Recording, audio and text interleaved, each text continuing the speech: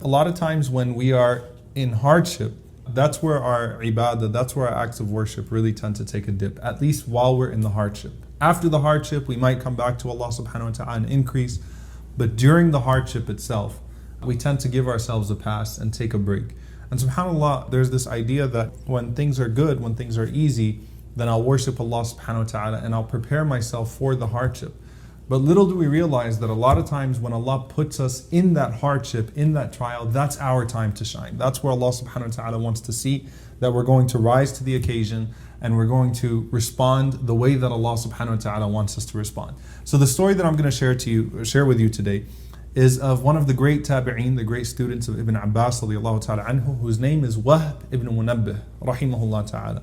And Wahb ibn Munabbih was not only a great scholar, but he was also someone that suffered in his life under various governments and things of that sort.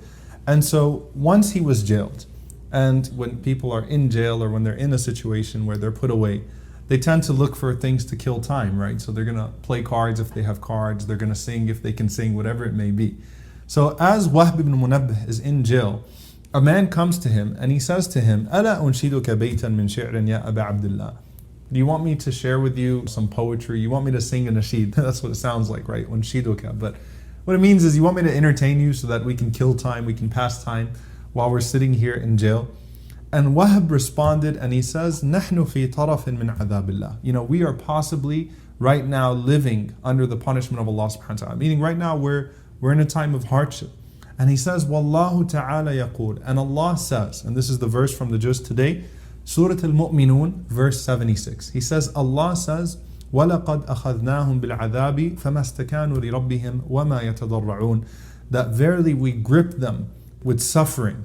And that suffering was a warning. We gripped them with some form of suffering, with a trial. And the word is, أَخَذْنَاهُم, is like we seized them with some form of suffering. And that was a warning to them. But they did not yield to their Lord, nor did they humble themselves to Him. Meaning what? Allah subhanahu wa ta'ala sent them some form of suffering or some form of trial as a means of bringing them back. And instead of humbling themselves, they became further and more distant from Allah subhanahu wa ta'ala. So Wahb radiallahu ta'ala anhu, he's saying to him, you know what? I don't have time for that. Allah expects something from me as I'm sitting here in this prison cell. So instead, Wahb started to fast. And subhanAllah, prison was already very difficult. And just like now where you have certain times of eating, they had certain times of eating. So Wahb went 3 days consecutively fasting. And so the other prisoners were like, this is too much. فَقِيلَ لَهُ مَا هَذَا الصَّوْمُ يَا أَبَا عَبْدِ اللَّهِ. So people said to him, what is this fasting? Why are you fasting right now, O Abu Abdullah? And he responded with something very beautiful. He says, أَحْدَثَ لَنَا فَأَحْدَثْنَا. يعني أحدث لنا الحبس فأحدثنا زيادة العبادة.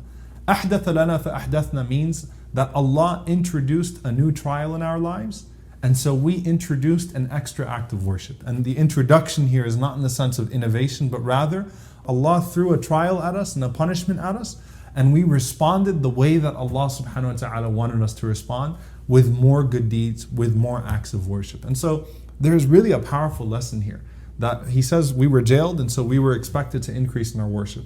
What that means is the next time you find yourself in a hardship, don't feel sorry for yourself. Don't start to pity yourself. And don't start to give yourself a pass. People will come to you and people will tell you, you don't have to worry about worshiping Allah right now. You don't have to worry about doing this. Just take it easy. Be easy on yourself. But you need to hold yourself to a higher standard and recognize that Allah subhanahu wa ta'ala is presenting an opportunity to you. And if you pass in that opportunity, then inshallah ta'ala, that can be the means by which Allah enters you into Jannah.